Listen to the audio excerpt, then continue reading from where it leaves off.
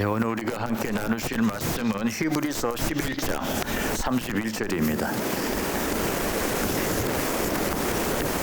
히브리서 11장 31절 제가 봉독하겠습니다. 네, 믿음으로 기생 라합은 정탐꾼을 평안히 영접하였으므로 순종하지 아니한 자와 함께 멸망하지 아니하였도다. 아멘. 네, 히브리서 11장은 믿음의 영웅들이 소개되는 믿음장입니다. 히브리서 11장의 거의 모든 구절이 믿음으로 라는 이 부사적 표현으로 시작을 합니다. 그래서 믿음으로 아벨은 이렇게 시작하고요. 그 다음에 믿음으로 에녹은, 믿음으로 아브라함은, 믿음으로 모세는 등등. 그런데 31절에 가면은 믿음으로 기생 라합은 그렇게 기록되어 있어요.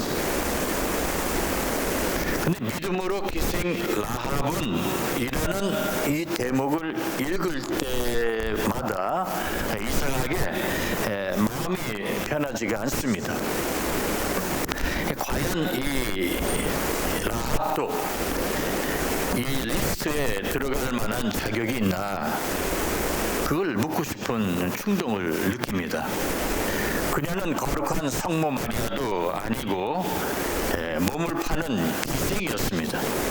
그런데도 마태복음 1장에서는 예수님의 족보에도 그녀가 포함되어 있습니다. 그렇다면은 믿음으로 기생 라합은 정탐꾼을 평안히 영접하였다라는 이 구절에서 믿음이란 도대체 무엇을 가리키는가? 야고보서 2장에서는 바로 그녀의 행동을 믿음으로 간주한다라고 기록되어 있습니다. 또 이와 같이 기생 라합이 사자들을 접대하여 다른 길로 나가게 할 때에 행함으로 의롭다 하심을 받은 것이 아니냐. 그러면서 행함이 없는 믿음은 곧 죽은 것이라. 그런데 믿음의 근거는 그녀의 행동에는 이 도덕적인 문제가 제기됩니다. 정탐꾼을 숨겼고 거짓말을 했고 그리고 자기 민족을 배신한 겁니다. 십계명은 분명히 말하고 있습니다. 거짓 증언하지 말라. 거짓말은 여전히 죄입니다.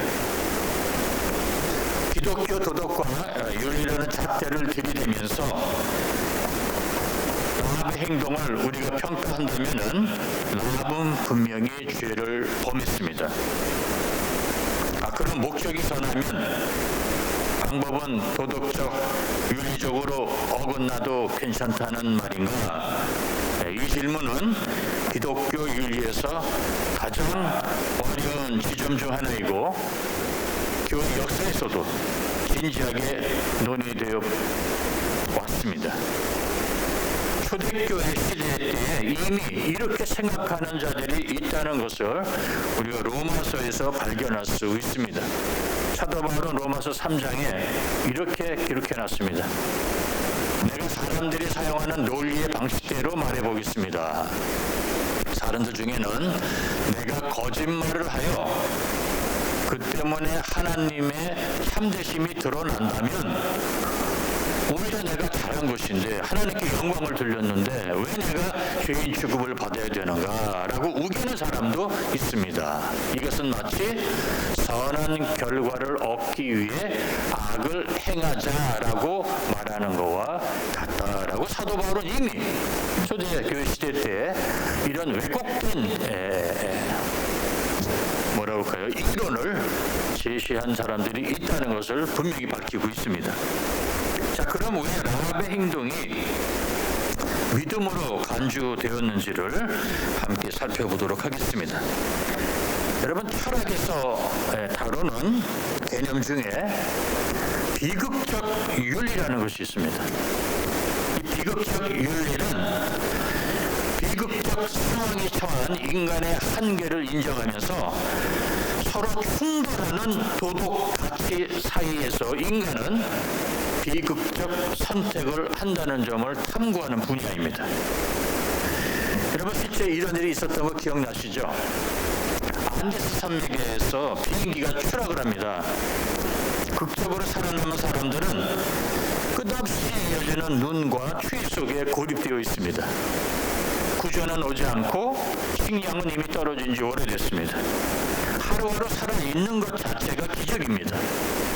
자, 그들이 마주한 선택은 두 가지입니다. 살아남을 것인가, 아니면 함께 죽을 것인가. 여러분이 잘 아시다시피 이들은 생존하기 위해 이미 세상을 떠난 이들의 이 신을 의지할 수밖에 없었습니다. 자, 이들의 행동은 윤리적으로 옳은 행동이었는가, 아니면 잘못된 행동이었는가, 우리는 쉽게 판단할 수 없습니다. 정답을 말하기도 어렵습니다. 왜냐하면 그 선택 자체가 이미 너무 깊은 고통과 절망 속에서 나온 거기 때문에 그렇습니다. 때로는 생계와 생존이라는 절박한 이 현실 앞에서 누구도 쉽게 판단할 수 없는 선택을 우리가 해야 할 때가 있다는 것입니다. 기독교 입장에서 말하는 비극적 상황이란 이 타락한 세계에서 구조 자체가 이미 악하기 때문에 어떠한 상황에서는 그 어떤 선택을 해도 죄책감, 상실, 상처가 남을 수밖에 없다는 것입니다. 여러분, 오래전에 이 영화 보셨습니까? 쉰들러 리스트라는 거. 오스카 쉰들러라는 실제 인물을 중심으로 해서 만들어진 영화죠. 이 오스카 쉰들러라는 사람은 독일인으로서 독일 사람이고 또 카톨릭 신자였어요. 공식으로는 나치 당원이었고 전쟁 물자 사업가였습니다. 그가 처한 상황은 이렇습니다. 그는 독일 시민으로서 나치 당원이었기 때문에 나치에 협조하고 유대인을 발견하는 즉시 고발을 해야 될 책임이 있는 사람입니다.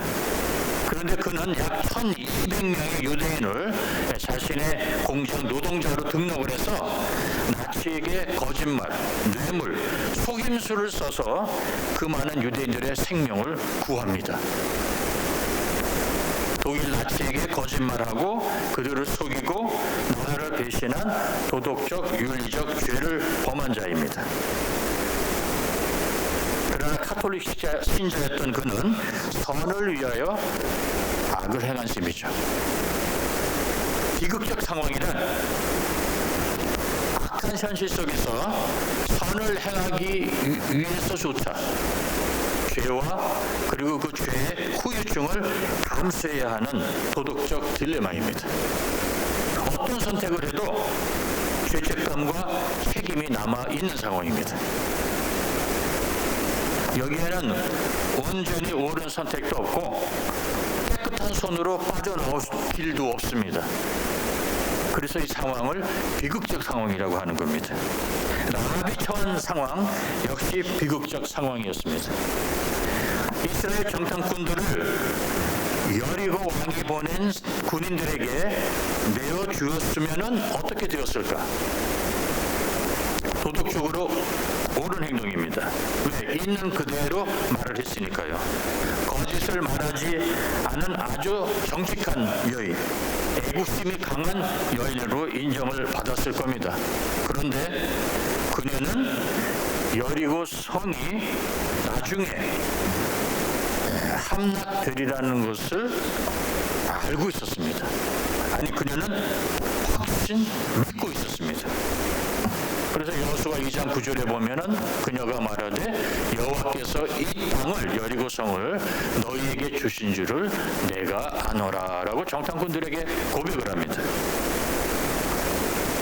왜냐하면 그녀는 이미 소문으로 여호와 하나님이 이스라엘 백성을 출애굽 때부터 어떻게 인도하고 그들을 보호했는지를 너무나도 잘 알고 있었습니다. 그 그리고 결국 가나안 땅을 그들에게 넘겨주실 것이라는 것을 그녀는 믿고 있었기 때문입니다. 그래서 그녀는 정탐꾼들에게 이렇게 간청을 하죠. 내가 너희를 선대하였은즉 나의 부모, 나의 남녀, 형제, 그들에 속한 모든 사람을 살려달라. 결국 자신과 식구들을 살리기 위하여 그녀는 자신의 백성, 나라를 배신한 겁니다. 결코 쉬운 선택은 아니었을 겁니다. 그녀의 마음이 절대 편하지 않았을 것입니다. 그럼 왜 이 행동을 하나님은 믿음으로 여겼을까? 하나님은 그녀의 직업이나 행위의 완벽함보다 그녀의 마음과 행동이 하나님을 향하고 있는 그 방향을 보시고 그녀의 믿음을 인정하신 겁니다. 믿음이는 죄 없음이 아니라 의탁입니다. 누구에게 나의 모든 것을 전적으로 맡기느냐입니다. 라합은 하나님께 자신과 온 가족의 운명을 전적으로 맡긴 겁니다.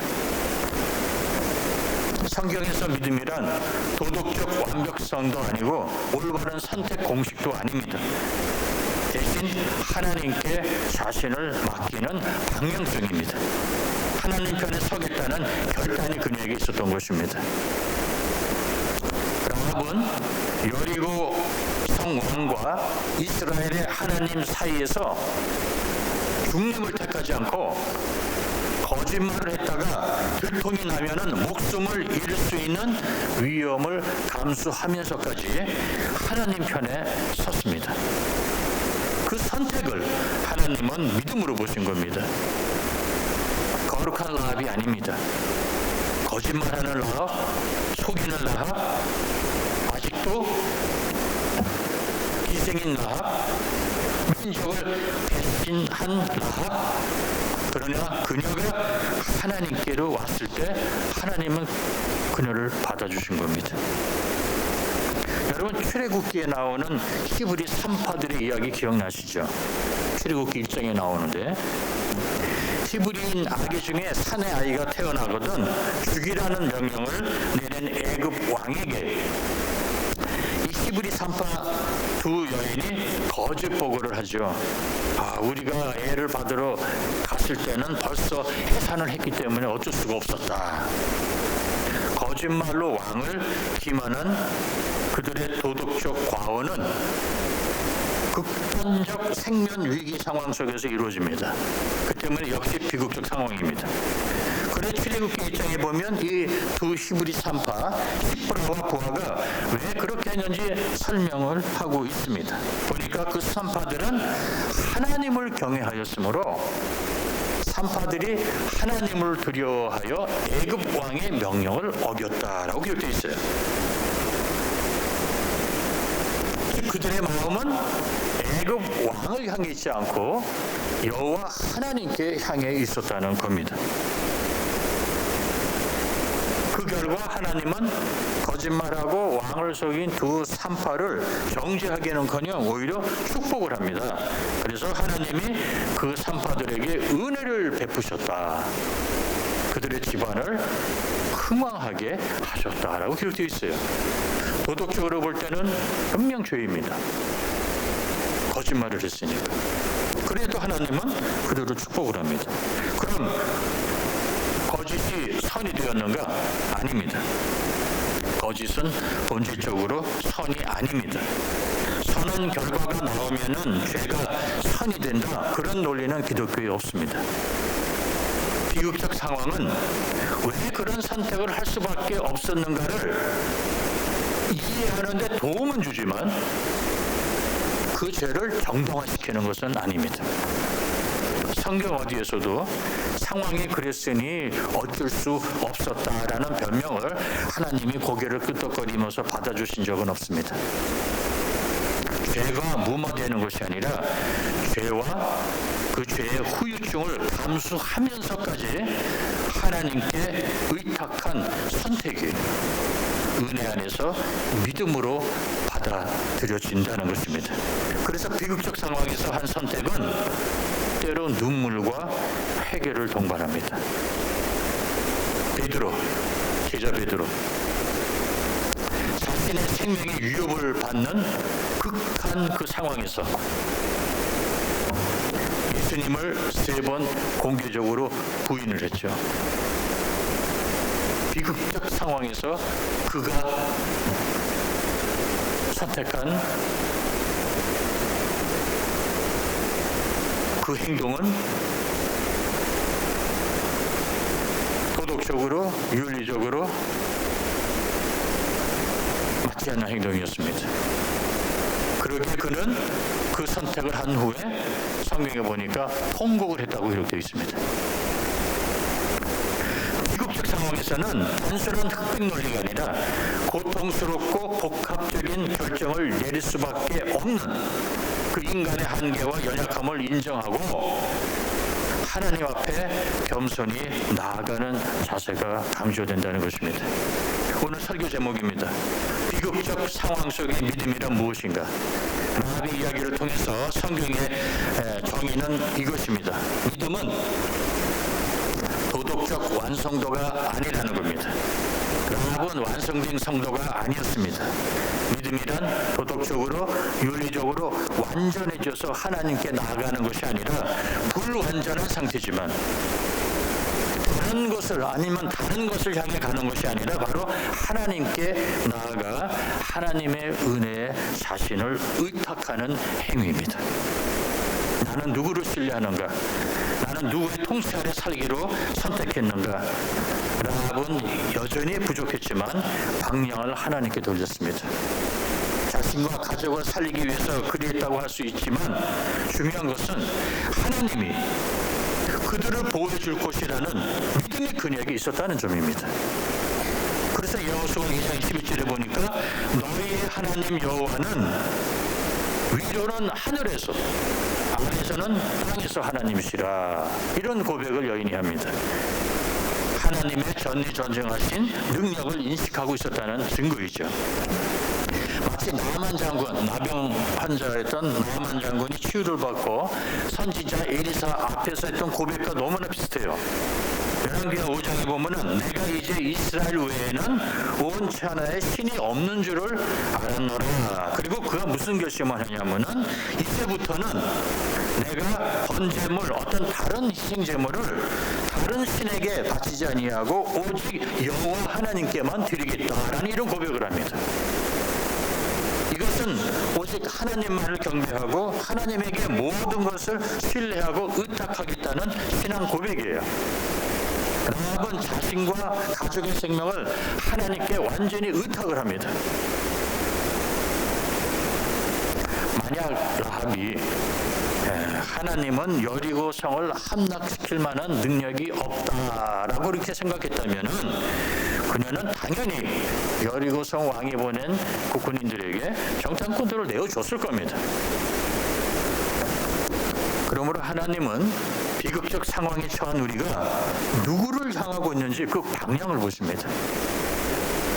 자, 그럼 지금 사활에 걸린 비극적 상황에 처한 성도가 기독교 도덕과 윤리를 준수하면서 올바른 선택을 하는 것은 불가능한가? 여러분 어떻게 생각하십니까? 다시 질문 던져볼게요. 좀 죽고 사느냐? 아주 비극적인 상황에 성도님이 지금 처해 있습니다. 그 상황에서 성도님이 기독교적 도덕과 윤리를 준수하면서 올바른 선택을 할 수는 없는가? 어떻게 생각하세요? 할 수 있습니다. 할 수 있어요. 그 선택이 뭐냐면 바로 순교입니다.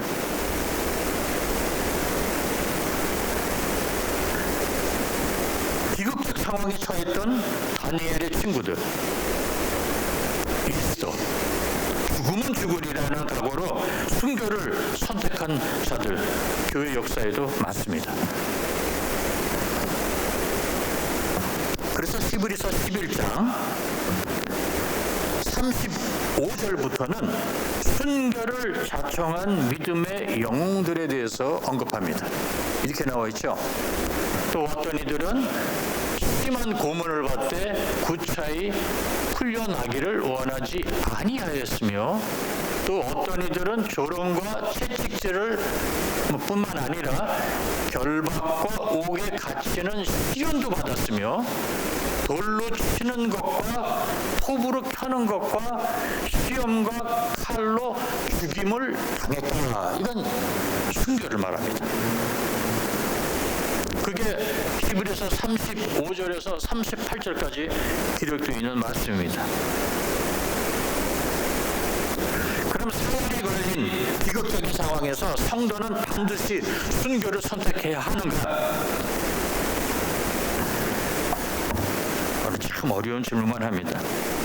알다시피 히브리서 11장 이 믿음장에는요, 순교자들만 기록해 놓지 않았다는 것을 기억하셔야 합니다.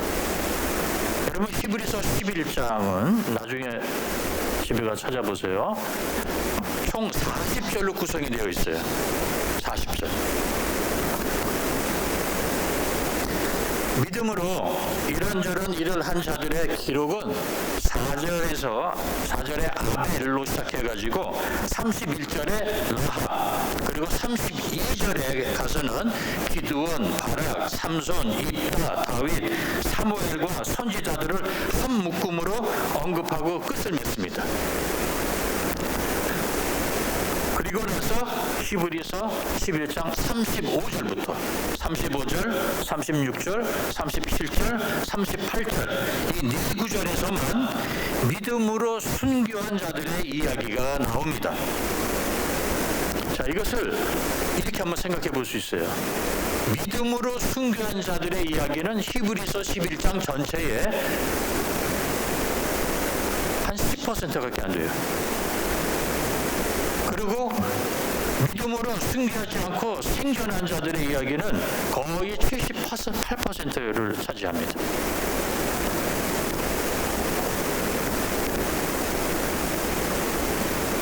히브리서 11장이 믿음의 장이라면은 믿음으로 순교한 자들의 이름이 먼저 기록되어야 되는 거 아닙니까? 순교한 자만큼 믿음이 좋은 사람이 어디 있어요? 그런데 왜 히브리 조사는 이렇게 구절들을 할당시켜놨을까요?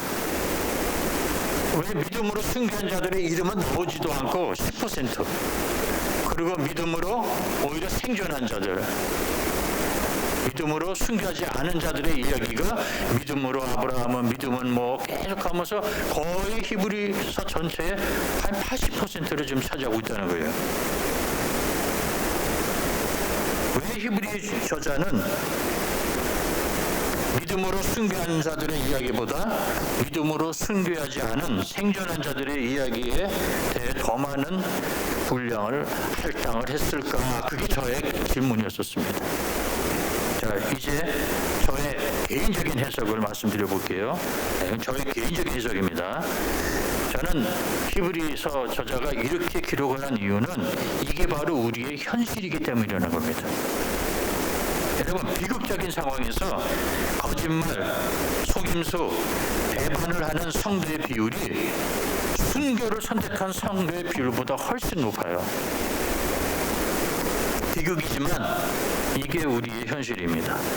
여러분, 아브라함, 믿음의 조상 아브라함, 비극적 상황에서 사라를 아내가 아니라 누이라고 거짓말을 하지 않습니까? 그것도 한 번도 아니고 2번.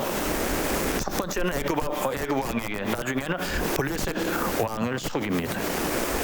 그런데도 히브리서 12장에 보면은 믿음으로 아브라함은 하고 스토리가 전개됩니다. 다메섹에서 복음을 전하던 사도 바울, 생명의 위험을 당하자 밤에 몰래 광주리를 타고 성 밖으로 도주를 합니다. 순교를 해야지. 도망을 갔어요. 제자 베드로, 스승 예수님과 같이 십자가에 나도 달려 죽겠다, 그런 고백을 하던 그 제자. 그런데 막상 십자가에 함께 달려 죽을까봐 아예 예수님을 한 번도 아니고 3번이나 부인을 하지 않습니까? 우리도 이렇게 비극적 상황에 처할 때가 있죠. 있을 수 있습니다. 생각으로는, 말로는 10번도 20번도 순교할 수 있어요. 제자 베드로 같이 순교하겠다고 이런 결심을 할 수 있어요. 그러나 우리도 다 아브라함, 이삭, 야곱, 모세, 라합과 같이 비극적 상황에 처하면은 그들과 다를 바 없을 겁니다. 물론 우리 가운데 순교를 선택하는 성도님도 있을 거예요. 그런데 저는 개인적으로 믿음도 약하고 겁도 많고 그래서 순교 못할 것 같아요. 죄송합니다. 아브라함처럼 거짓말을 하든 야곱처럼 속임수를 쓰든 베드로처럼 배신을 하더라도 일단 살아남아야겠다고 할 것 같습니다. 그리고 통곡할 것 같아요. 순교는 교회의 영광입니다. 그런가 하면 죄인의 회복은 복음의 본질입니다. 우리는 지금까지 믿음을 정직해야 하고 믿음은 바르게 살아야 하고 믿음은 늘 모범적이야라고 그렇게 배워왔습니다. 맞습니다. 그래서 우리는 은근히 이렇게 생각을 합니다. 믿음은 늘 정석이어야 한다. 그런데 비극적 상황에 놓이면 이 믿음이 무너지는 것을 경험하게 됩니다. 믿음의 사람도 극단적인 현실 앞에서는 잘못된 선택을 할 수 있다는 것이에요. 베드로가 예수님을 3번 부인한 것은 분명히 잘못이었습니다. 옳은 선택은 아니었습니다. 그러나 부활하신 예수님은 배신한 베드로를 회복시켜 주셨죠. 그의 배신을 근거로 해서 제자의 자격을 박탈하지 않고 오히려 그를 사도로 세워주십니다. 반복합니다. 비극적인 상황에서 하나님 편에 섰다는 말은 우리가 그 상황에서 어떤 선택을 해도 다 정당화된다는 뜻이 아닙니다. 선택은 평가의 대상이지만 그 선택 하나로 그 사람의 믿음 전체를 단정할 수는 없다는 것이에요. 성경은 라합의 거짓말을 칭찬하지 않습니다. 그러나 하나님 편에 선 그녀의 결단을 믿음으로 평가했다는 것입니다. 그녀는 여전히 기생이었고 나라를 대신한 죄인이었지만 하나님 은혜 앞에 자신의 연약한 모습을 가지고 나간 것이에요. 다윗 역시 죄를 범하지 않았습니까? 그러나 그는 그 죄를 하나님께 가지고 나옵니다. 그게 믿음으로 간주된 것입니다. 믿음은 그러므로 무결함이 아니라 회개로 드러나는 겁니다. 사도 바울도 솔직히 자신의 연약함과 한계를 고백하지 않습니까? 오라 나는 공고한 자로다. 비극적 상황은 상황 자체가 이미 악합니다. 그 와중에 하는 선택은 죄와 그 후유증을 피하지 못합니다. 그러나 그 책임을 회피하지도 않고 그 책임을 상황에게 전가하지도 않고 솔직하게 하나님께 나아가는 겁니다. 비극적인 상황인 것은 맞지만 죄를 진 것은 죄를 진 것입니다. 이 사실을 부정할 수는 없습니다. 남의 탓도 상황 탓도 아닙니다. 죄는 내가 진 것입니다. 그래서 하나님께 또 한 번 죄인의 모습으로 나오는 겁니다. 나는 하지 않으려고 했는데 상황이 그래서 할 수 없이 했다가 아니라 네, 제가 죄를 또 졌습니다. 그리고 통곡하고 나오는 거예요. 하나님 앞에.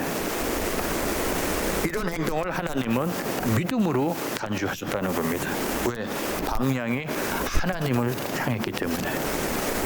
그러므로 비극적 상황에서의 믿음이란 죄 없음의 상태가 아니라 죄와 죄책감을 안고서 하나님 앞에 서기를 포기하지 않는 행동입니다. 이런 비극적 상황에 처하지 않으면 얼마나 좋겠어요. 그러나 살다 보면은 우리가 이런 비극적 상황에 처할 때가 있습니다. 여기 계신 어르신들, 우리 한국 전쟁을 겪으셨던 분들은 아마 이런 상황에 여러 번 처했을 겁니다. 이런 상황에서 우리의 손은 이미 더러워집니다. 깨끗한 손이 될 수가 없어요. 이미 처한 상황에서 이 더러워진 손을 가지고 주님께 나아가 다시 깨끗함을 받고자 하는 태도를 하나님은 믿음으로 간주하신다는 겁니다. 성경은 단 한 번도 믿음은 항상 깨끗한 손으로 하나님께 나아가는 것이라고 말하지 않습니다. 오히려 이렇게 말합니다.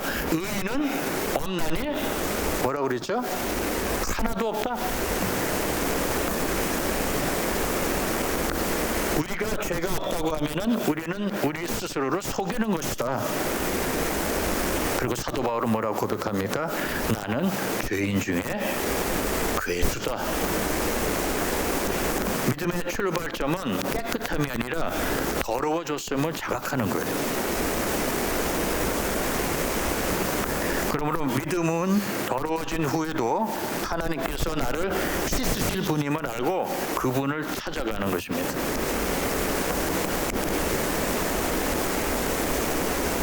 이 사실이 우리에게 얼마나 큰 위로와 소망을 주는지 모릅니다. 이것이 바로 좋은 소식이에요. 이게 바로 복음입니다. 그럼 우리는 이제 어떻게 살아야 되는가? 완벽한 선택은 못했지만 그 선택 후에도 하나님 앞에 설 줄 아는 그런 사람으로 살아가야 된다는 것이에요. 비극적 상황 속의 믿음은 깔끔하지 않습니다. 마음이 불편합니다. 무겁고 꺼림칙합니다. 그래도 방향은 분명해야 된다는 것입니다. 믿음은 율법처럼 규칙을 지키느냐 어기느냐의 수준에 머무는 것이 아니라 그 규칙보다도 더 크신 하나님의 은혜를 붙드는 것입니다. 그래서 성경에 나오는 믿음의 영웅들 보면은요, 늘 모범 답안을 고른 사람들이 아니라 하나님을 선택했다가 눈물과 회개를 남긴 사람들입니다. 라합이 믿음의 여인으로 인정받는 것이 맞습니다. 이유는 단 하나입니다. 그녀는 비극적 상황에서 하나님을 선택했기 때문입니다. 여러분, 저 목사입니다. 근데 제 앞에 모슬렘 강경파 테러범들이 나타났어요. 제가 목사라는 이 신분을 밝히면 저는 당장 총에 맞아 죽습니다. 이 비극적 상황에서 저는 어떤 선택을 해야 될까요? 제 신분을 밝히고 순교를 선택해야 할까요?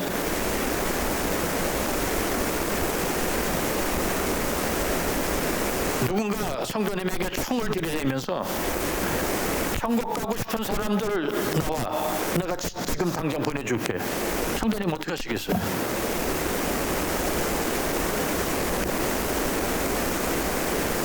제자 베드로처럼 비극적 상황에서 우리는 거짓말도 하고 속이기도 하고 주님을 배신하기도 합니다. 주님, 저는 살기 위해서 제 신분을 속였습니다. 숨었습니다. 제 입술이 떳떳하게 주님을 증거하지 못했습니다. 통곡을 하면서 죄를 고백하고 하나님께 나아가는 겁니다. 그 상황에서 한 선택은 비극이었지만 그 아픔과 눈물과 회개를 안고 하나님께 나아간다면은 글쎄요, 하나님은 저를 부인할까요? 네가 그러면서도 목사냐? 아니면 다시 받아주실까요? 배신한 제자 베드로도 다시 받아주신 주님의 은혜를 저는 믿습니다. 은혜는 죄를 없던 일로 만드는 것이 아닙니다. 죄를 빛으로 가져오게 만드는 능력입니다. 숨기지 않고, 정당하지 않고, 변명하지 않고, 부인하지 않고 솔직하게 하나님께 가지고 나오는 것이 은혜의 시작입니다. 하나님을 의식하며 인지에 대해 부끄러워하고 슬퍼하는 죄인, 이런 죄인은 이미 빛 가운데 거한 죄인입니다. 그런데 죄를 짓고도 하나님, 천국, 지옥 그런 게 어딨어? 개소리지. 그리고 죄를 반복하는 사람은 어두움 속에 있는 죄인입니다. 불신자들은 비극적 상황에서 도덕적, 윤리적으로 어긋난 선택을 하고도 하나님 찾아가지 않습니다. 자신의 과오를 정당화하고 변명하고 그리고 상황에게 책임을 전가하죠. 범죄에 대한 지식은 있지만 요셉처럼 다윗처럼 하나님께 지은 죄라는 개념이 그 자체가 없기 때문에 죄를 고백하고 용서를 구하고 다시 깨끗해짐의 필요성 자체를 느끼지 못합니다. 하나님의 존재 자체를 거부하는데, 인정하지 않는데 하나님을 찾을 이유가 없지요. 바로 이게 불신자들과 우리, 어둠의 죄인과 빛에 있는 죄인들의 차이입니다. 우리는 압니다. 우리 스스로 더러워진 우리의 손을 깨끗이 할 수 없다는 것을. 그래서 이 더러운 손을 깨끗이 해줄 수 있는 하나님께 회개로 나가는 것이에요.